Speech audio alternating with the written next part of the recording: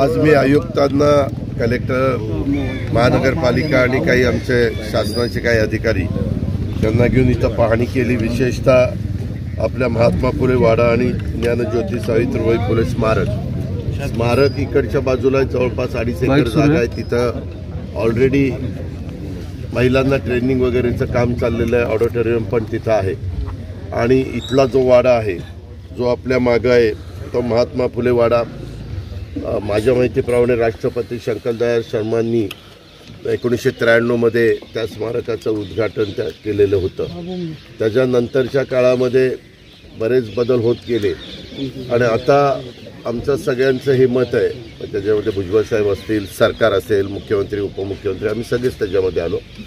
आमचा सगळ्यांचा प्रयत्न हा आहे की हा भाग आणि तो भाग एकत्र करून एक चांगल्या पद्धतीनं थोडंसं विस्तृत अशा पद्धतीनं दोन्ही स्मारक एकत्र करून जागतिक दर्जाचं असं हे स्मारक करायचं। परंतु त्याच्याकरता अनेक कुटुंबांना शिफ्ट करावं लागणार आहे। मागं प्रशासनाने काही कुटुंबांना शिफ्ट केलं, त्यांना व्यवस्थितपणे त्यांची पर्यायी व्यवस्था केली। आत्ता पाहणी करत असताना काही नागरिक भेटले आणि ते म्हणले की आम्ही जायला तयार आहोत, फक्त आम्हाला वाऱ्यावर सोडू नका, आमची पर्यायी व्यवस्था करा आणि जवळपासच्या एरियातच करा। इथं काही अशा अडचणी आहेत की मालक वेगळा आहे आणि त्याचे खोल्या आहेत किंवा त्याचे घर आहे, भाड्याने दुसरे लोक राहतात। तुम्हाला माहिती की पहिल्यापासून असे भाडे करून ठेवण्याची पद्धत आपल्यामध्ये आहेच। त्याच्यामुळं आम्हाला मालकाला पण समाधानी करावं लागेल, त्याच्याशी पण आम्ही चर्चा करू आणि जो भाडेकरू राहतोय त्या भाडेकरूची पण पर्यायी व्यवस्था त्या ठिकाणी करावी लागणार आहे। अशा प्रकारे हा दोन्ही भाग जोडण्याचा शासनाचा मनोदय आहे आणि त्याच्याकरता इथं कुणाचा विरोध तरी दिसला नाही, कारण फिरत असताना साधारण लोकांना कळलेले की असं होणार। हे होत असताना मी आयुक्तांनाही विचारलं की बाबा आजूबाजूच्या लोकांचं जर संपूर्ण आपण एकत्र केलं तर 4.25 एकर जागा जवळपास होईल। 2.5 एकर ती आणि इथं नवीन घेणार 53 गुंठे का काहीतरी नवीन घ्यावी लागते आणि जुनं असणार भाग असं 4.25 एकर जागा जवळपास पुण्याच्या हार्ट ऑफ दी सिटीमध्ये हे स्मारक त्या ठिकाणी होणार आहे। आता हे होत असताना आम्हाला सरकारचा प्रयत्न, महानगरपालिकेचा प्रयत्न हाच राहील की त्याच्यामध्ये कुणाला त्रास होता कामा नये। दुसरी गोष्ट म्हणजे त्यांचे रस्ते त्यांनाही पर्यायी रस्ता हा द्यावा लागेल। उद्या कुणाला असं वाटतं कामा नये की हे स्मारक जोडलं गेल्यामुळं आम्हाला फार लांबनं हेलपाटा मारावा लागतो, कारण प्रत्येकजण आपला स्वतःचाही विचार करतो। तर ह्या सगळ्याचा साकल्याने विचार करून मार्ग काढायची मानसिकता महानगरपालिकेने केलेली आहे, त्यांच्या सगळ्या अधिकारी वर्गाने केलेली आहे आणि मी पण आता समजून घेतलं। आता सर्किट हाऊसला गेल्यानंतर मला ते प्रेझेंटेशन पण देतील, ते प्रेझेंटेशन पण आम्ही बघू आणि त्याच्यातून अतिशय चांगलं म्हणजे महात्मा फुले आणि सावित्रीबाई फुलेंच्या नावाला साजेसं अशा प्रकारचं स्मारक महानगरपालिका आणि राज्य सरकार मिळून त्या बाबतीमध्ये करेल। किंमत होती काय, रक्कम येते पुढं ती बघून तसं शासन निर्णय घेईल। त्याच्यामध्ये शासनाची पण भूमिका पॉझिटिव्ह आहे।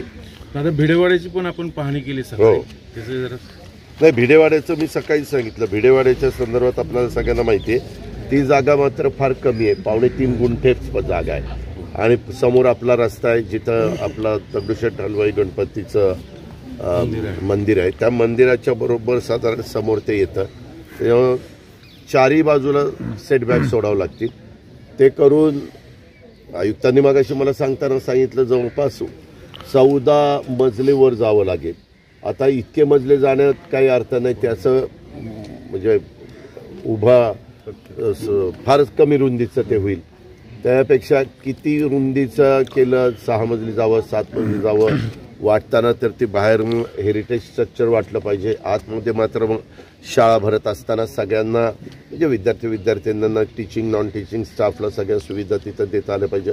एक तिथं अडचण आहे पार्किंगची अडचण दूर करण्याच्या करता आम्हाला तिथं पाठीमागे एक जागा आहे जी मगाशी सुचवलेली आहे, ती जागा खास ह्या पार्किंगच्या करता देता येते का असाही प्रयत्न आम्ही लोक करणार आहोत। आणि तिथं पण चांगलं, आता ती तर फार सुप्रीम कोर्टामध्ये मॅटर गेली होती, माझ्या माहितीप्रमाणे 4/12/2023ला जिल्हाधिकाऱ्यांनी तो सगळी जागा ताब्यामध्ये घेतली आणि कॉर्पोरेशनकडे हँडओव्हर केली. कॉर्पोरेशननी आता तिथं पत्रा मारलेला आहे.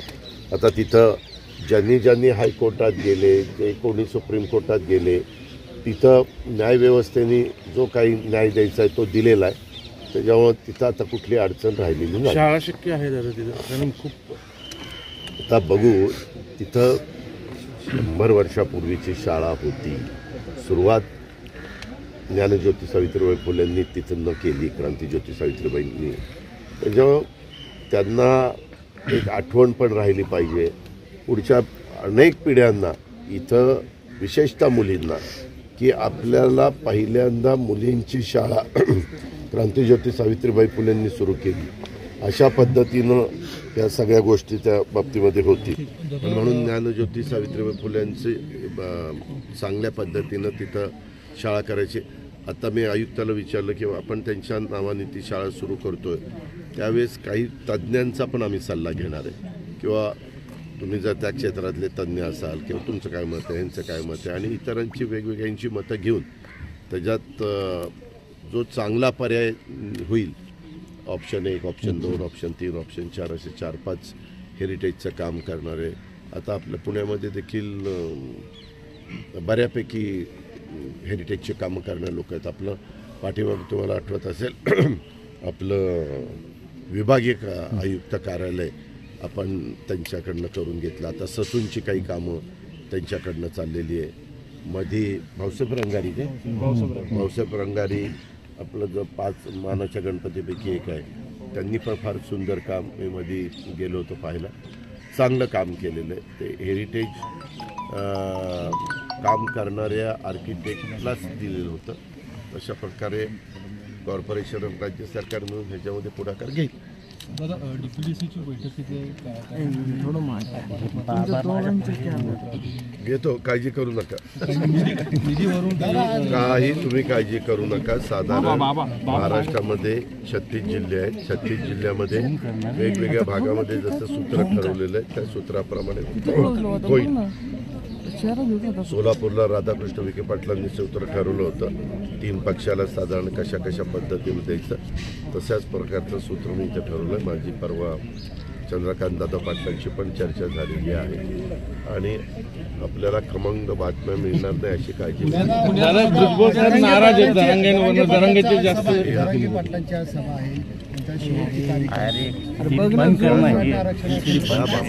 त्या बाबतीमध्ये सरकार चर्चा करत आहे. तुम्ही पण सगळे बघताय. कुठल्याही बाबतीमध्ये चर्चेतनं मार्ग निघत असतो. कधी चर्चा थांबवायची नसते, ती चर्चा चालू आहे. कोण कोणाला भेटेल नाही, आता कुणाला काय म्हणायचं तो ज्याचा त्याचा अधिकार आहे. स्वतः एकनाथराव शिंदेंनी दसऱ्याच्या दिवशी छत्रपती शिवाजी महाराजांचे तिथं पुतळा होता, अर्धपुतळा, त्याची शपथ घेऊन सांगितलं आणि तशा प्रकारे कामाला सुरुवात पण केलेली आहे. वेगवेगळ्या मागास आयोग असेल किंवा वेगवेगळ्या समित्या असतील, त्यांना सगळ्यांना या बाबतीमध्ये बारकाईनं मागं जे सुप्रीम कोर्टात आणि एकदा हायकोर्टात टिकले नाही तसं न होता ते टिकेल आणि ते कायद्याच्या नियमाच्या चौकटीमध्ये बसेल आणि ते देत असताना इतर ज्या घटकांना आरक्षण दिलं त्यांना कुठलाही धक्का लागणार नाही अशा प्रकारचे काम सरकारचं चाललेलं आहे. हे सभागृहामध्ये देखील एकनाथराव शिंदे साहेबांनी सांगितलं. आम्ही सगळेजण त्याचे साक्षीदार आहोत आणि वेळोवेळी मीडियाशी पण ते बोललेले. आम्ही पण वेळोवेळी मीडियाला सांगितलेलं आहे.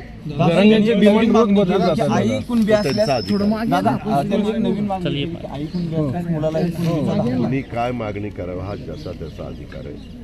सरकारला कायद्याच्या नियमाच्या चौकटीमध्ये ते बसणाऱ्याच गोष्टी कराव्या लागतील. कारण मागे पृथ्वीराज बाबा चव्हाण मुख्यमंत्री असताना मी पण त्या मंत्रिमंडळात होतो. त्यावेळेस दिलेलं आरक्षण हे पुढं टिकलेलं नाही हायकोर्टातच, हे आपण पाहिलं. त्याच्यानंतर देवेंद्र फडणवीस साहेब मुख्यमंत्री झाल्यावर त्यांनी अभ्यास करून मला वाटतं गायकवाड आयोग नेमलेला होता आणि त्यांच्या सगळं तो अभ्यास करून दिलेलं आरक्षण मुंबई हायकोर्टामध्ये टिकलं परंतु दुर्दैवाने सुप्रीम कोर्टामध्ये टिकलं नाही.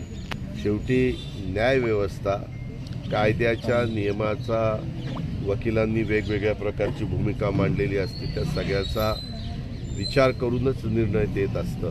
त्या प्रकारे त्यांनी दिलेला आहे आणि म्हणून आता तिसऱ्यांदा आरक्षण देत असताना यामध्ये कुठल्याही परिस्थितीत ते टिकाऊ आरक्षण असलं पाहिजे हा प्रयत्न चाललेला आहे. म्हणून थोडासा त्याच्यामध्ये विलंब लागतो. दादा, सुनील केदारांना 5 वर्षाची शिक्षा. मी रात्री ती बातमी बघितली. आता त्याच्याबद्दलचे मला बारकाईनं कुठली माहिती नाही. शेवटी न्यायव्यवस्था त्यांचं काम करते. ज्यांच्यावर आरोप असतात ते तो आरोप चुकीचा आहे हे सिद्ध करण्याच्या करता चांगले वकील देतात आणि आपली भूमिका मांडतात. आता त्याच्यामध्ये शिक्षा झालेली मी पण टी व्हीच्या वेगवेगळ्या चॅनलला बघितलेलं आहे. आता त्या संदर्भात पुढं ते काय करणार आहे मला त्याच्याबद्दलचं काही माहिती नाही. आपण अमित शहाची भेट घेण्यासाठी जाणार होतो, परंतु अमित शहाचा निरोप आला की तिथं अधिवेशन चालू होतं. 3 महत्त्वाची बिलं त्यांना मंजूर करायची होती आणि तिथं लोकसभेचं महत्त्वाचं काम चाललेलं असल्यामुळं, राज्यसभेचं महत्त्वाचं काम चाललेलं असल्यामुळं हे सगळ्या कामातनं मोकळं झाल्यावर आम्ही तुम्हाला बोलवतो असं मुख्यमंत्री आणि दोन्ही उपमुख्यमंत्र्यांना त्यांनी आम्हाला निरोप दिला. आम्ही आज जरी मी पुण्यामध्ये दुपारपर्यंत असलो, दुपारनं मी जाणार आहे. उद्या मी बारामतीत आहे दिवसभर, परवा मी दिवसभर पुन्हा पुण्यामध्ये आणि 26पासून पुन्हा तिकडे आहे. त्या 2-3 दिवसात जर बोलवलं तर आम्ही आमचे ठरलेले कार्यक्रम कॅन्सल करून जाऊ. ताईचं निलंबन झालंय त्याच्यामध्ये एकट्यांचं नाही झालेलं, अनेक खासदारांचं झालं. ज्यावेळेस खासदार आमदार विधिमंडळामध्ये काम करत असतात, लोकसभेमध्ये काम करत असतात, राज्यसभेमध्ये काम करत असतात, त्यावेळेस कुठल्या गोष्टीचा नियमाचा भंग झाल्यानंतर ॲक्शन त्या बाबतीमध्ये घेतली जाते. तशा पद्धतीनं ॲक्शन घेतलेली आपण सगळ्यांनी बघितली. दादा, 140 खासदारांचं एवढ्या मोठ्या प्रमाणात मला पहिल्यांदा माहित निलंबन नाही ना बाळा. मला विधानसभेचं विचारलं असतं तर मला तिथं काय घडलंय. ही लोकशाही आहे का? म्हणजे सगळे विरोधक मुक्त संसद करायचं चाललंय. असं तुम्हाला वाटतं? उद्याच्याला वेगवेगळ्या पद्धतीनं महाराष्ट्राच्या विधानसभेमध्ये पण अनेकदा अनेक कडक अशा प्रकारचे निर्णय घेतले. जर तिथं माझ्या माहितीप्रमाणे उपराष्ट्रपती महोदयांचा अपमान करण्यात आला, आज राष्ट्रपती असतील, उपराष्ट्रपती असतील, पंतप्रधान असतील, कुठल्याही राज्याचे मुख्यमंत्री असतील, या ज्या काही पोस्ट आहेत या महत्त्वाच्या पोस्ट आहेत. लोकशाही पद्धतीनं एवढ्या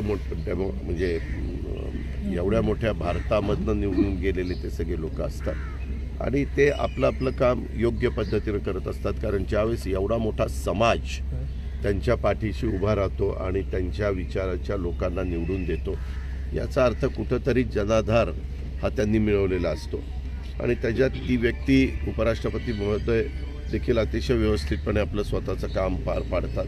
असं असताना तिथं जी काही घटना घडली त्याच्यामुळे एवढ्यांच्यावर ॲक्शन घेण्यात आलेली आहे असं माझ्या माहितीप्रमाणे मला जी माहिती मिळाली त्या आधारे मी तुमच्याशी बोलतो. दादा, 27 तारखेपासून शेतकरी आक्रोश मोर्चा आलंय का आणि तुम्ही जाणार आहात? मला अजूनपर्यंत आमंत्रण आलेलं नाही. आलं तर जायचा जरूर मी विचार करीन.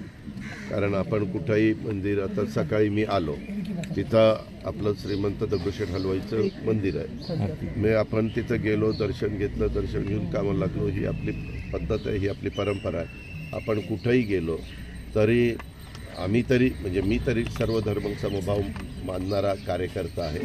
त्याच्यामुळं कुठंही गेलं तरी आपण तिथं आदर करतो. कुणाचाही आपल्याला अनादर करायचा नाही.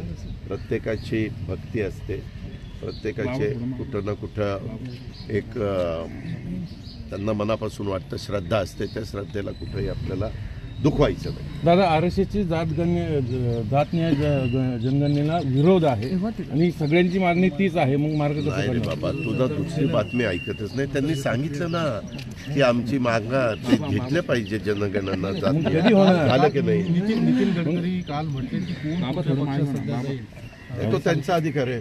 आता लोकशाहीमध्ये प्रत्येकाला कुठेही जाण्याचा अधिकार आहे. जसं तुमच्या क्षेत्रामध्ये तुम्ही आज एक चॅनलला सामला असला तर उद्या मठाला जाल, परवा ETVला जाल, तेरवा लोकशाहीला जाल, मग TV9ला जाल, असं कसं चालतं? आम्ही काही बोलतो का रे तू इकडं का गेला का तिकडं गेला? तुम्हाला बरं वाटलं तुम्ही गेला, तो तुमचा अधिकार आहे, संविधानाने तुम्हाला दिलेला.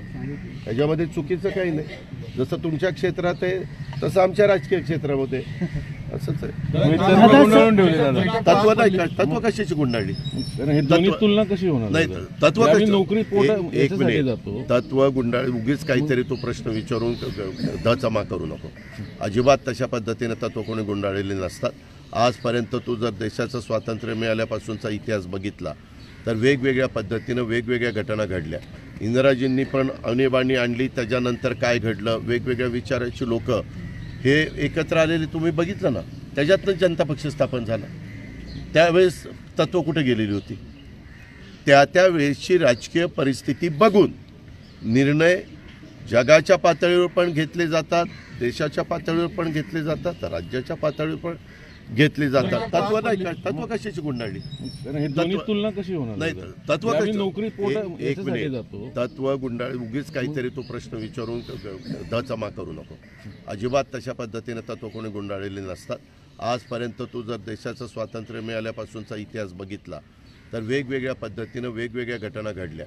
इंदिराजींनी पण आणीबाणी आणली, त्याच्यानंतर काय घडलं, वेगवेगळ्या विचाराची लोक हे एकत्र आलेले तुम्ही बघितलं ना. त्याच्यातनं जनता पक्ष स्थापन झाला. त्यावेळेस तत्व कुठे गेलेली होती? त्या वेळेसची राजकीय परिस्थिती बघून निर्णय जगाच्या पातळीवर पण घेतले जातात, देशाच्या पातळीवर पण घेतले जातात, राज्याच्या पातळीवर पण घेतले जातात आणि कॉर्पोरेशनच्या पातळीवर पण घेतले जातात. अशी कितीतरी उदाहरणं आहेत. आता त्या गोष्टीला त्यांना तो अधिकार आहे, संविधानाने दिलेला आहे, घटनेने कायद्याने नियमाने दिलेला आहे. त्याच्यामुळे त्या चौकटीमध्ये बसून त्यांनी त्यांचं काम करायला काहीच कुणाची हरकत नसली पाहिजे. दादा काल बैठक पार पडलेली आहे. कशाची? अजित पवार गटाच्या सगळ्या पदाधिकाऱ्यांची. अजित पवार गटाची नाही, राष्ट्रवादी काँग्रेस पक्षाची. नाही तर तुम्ही कोण ठरवणार? आम्ही म्हणतो तेच खरा. पण काय लोकसभेचं काय कशा पद्धतीने आपण आम्ही करू ना. काय मी जागा कालच काय ठरलंय सांगितलं काय? त्या संदर्भात आम्ही भाजप, शिवसेना आणि राष्ट्रवादी काँग्रेस पक्ष जे वरिष्ठ नेतेगण एकत्र बसतील आणि मार्ग काढतील. काही अडचणी येईल असं मला वाटत नाही. आमची व्हिडिओ बातमी आवडल्यास लाईक, शेअर आणि समांतर चॅनलला सबस्क्राईब करायला विसरू नका.